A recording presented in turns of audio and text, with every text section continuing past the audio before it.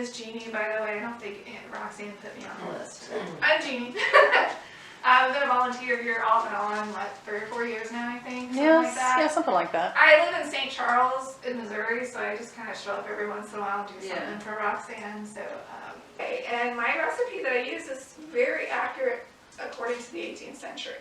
What's happened with mince pie, and here's a little history for you, is over the years, convenience foods, lack of passing down traditional items, changes in ingredients, all of those things have had a really strong impact on our recipe for mince pie. I think World War II and World War I probably did it the most disservice. Mince has always been a mixture of dried fruits, fat, and some kind of beef, pork, venison, whatever they had on hand. And it was a dish you could make up. It was a very rich dish because if you can imagine, those things are not cheap to come by. Dried fruits, I mean raisins, we get them out of the store. They would have harvested them, stoned them, dried them themselves. So this was meant to be a dish that you would enjoy once a year. But you used what was on hand. So I take a little bit of liberty and add cranberries to my dish because I love cranberries like you guys do. And it is an American food. It was grown here in the U.S. You didn't see it in Europe. So I don't know how plentiful currants were in the U.S. That's not something I've ever researched. But I like to think if you were in the Midwest and you had cranberries nearby and you had currants nearby, you'd use them both. I don't know, maybe, or just me, I like to take little liberties with things. But traditionally, mince has been around as long as food history has been. They have found recipes dating, I think, to the 12th and 13th century of some version of it. So this is a long history. So mince has meat in it? It does, okay. Traditionally, but as things got more plentiful, dried fruits got easier to purchase or import, they started leaving the meat out. It wasn't necessary. This was in about the 18th century. They started leaving the meat out of some of the recipes. It was optional. And I think the meat, I've made it with meat, you really can't taste it. So I think as sugar became more plentiful, as raisins and currants and apples became more plentiful, they just didn't need it. It wasn't necessary. It became more of a holiday, a dessert type dish, but it's always been savory versus overly sweet.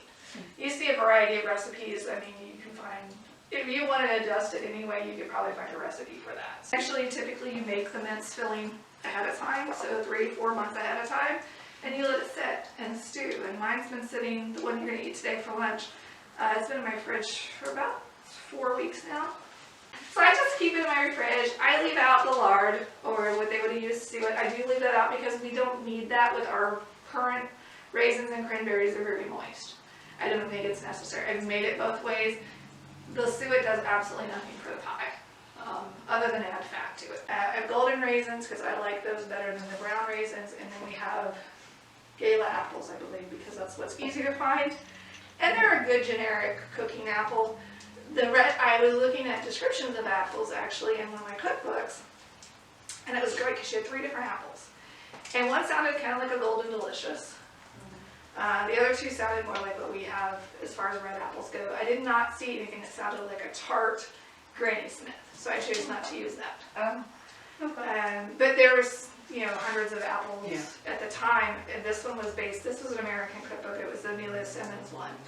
And so I didn't even know that was in there, but I thought it was interesting to read what she recommended for baking. So it seems like they used a sweeter apple than we use today. I'm going to actually ask you to work in teams because our pie recipe is going to make 2 pies. So each team is going to make 1 recipe, and that'll give you enough for each of you to take home, enough pie filling, because that's really all you need. This is a rich dish. I've made a double pie filling, and nobody, people will eat 1 tart, and they're like, that's a lot. Because it's so flavorful, but I'll eat 3 or 4. I usually would love them. But it goes a long ways. And if you're just going to take this home, you can let it sit till Christmas. You can make it for Thanksgiving. You can eat it any time.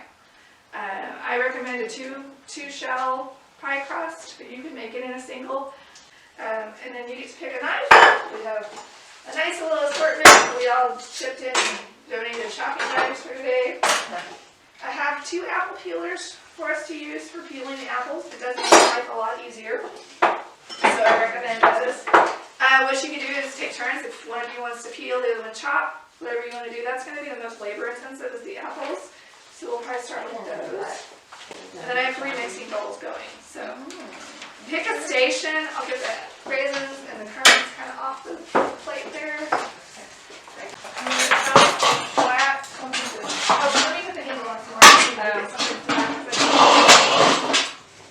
Did you say 3 to 4? 3 to 4 each. Yep. This is a very like do as you want recipe. Oh, take your turn. Go As ahead. long, you can use all the recipes, all the apples you want. Oh, sorry. I'm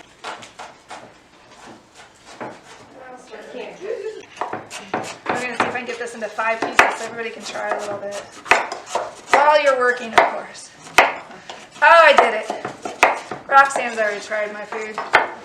Do we have like a cake? Yeah, and then whenever you ladies are wanting, I cut the tart up if anybody wants to try it ahead of time. Alright. Since you guys over here, mother do it if you want. That was probably one of the smaller ones, and I don't know if that was my puppy store. Oh, it's different from kind of store Yeah, stuff? come on here, Heather. Yeah, I made this week. I like all sorts of Yeah, crazy it stuff. reminds me of like the gummy. Yes. It's what the orange slices were trying to be. Yes, I like That's that. what it is. So I love this. You can do this with lemon. You can do it with lime. You can do it with Sichuan, Sichuan's really hard to find. It is, yeah. Yeah, just a little handful. Probably plenty.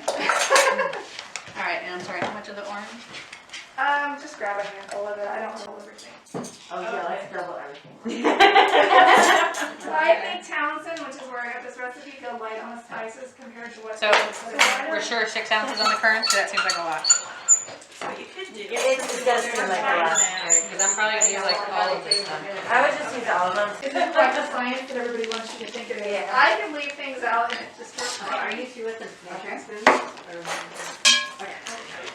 Use oil, oranges, I'm going to stir. I don't, just the seals. Use maple oranges, although you could probably try sometimes. I'm not sure what they would have had, probably. And you keep this in the fridge? You can, yep, I recommend it. If you're gonna preserve it for a while, just put it in the fridge. You can freeze it. You can make it up ahead of time, freeze it. Okay. Mince is a really stable product.